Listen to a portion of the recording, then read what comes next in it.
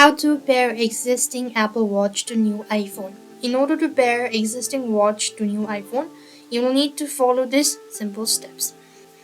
So first of all, what you have to do is unpair and erase. So on your old iPhone, go to the Apple Watch app and tap on My Watch and tap on All Watches.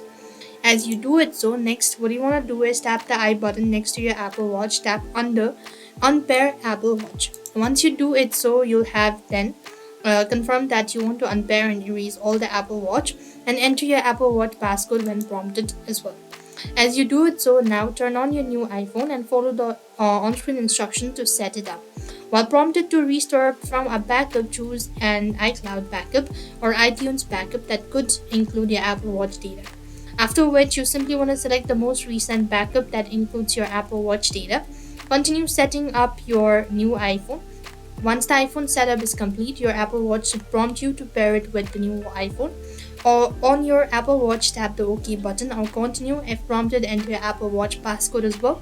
Then follow the on-screen instructions on both your iPhone and Apple Watch to complete the pairing process. Choose restore from backup and transfer your settings and data to your new iPhone. So this is how it's done. I hope the video was helpful. Make sure to like, share and subscribe to our channel.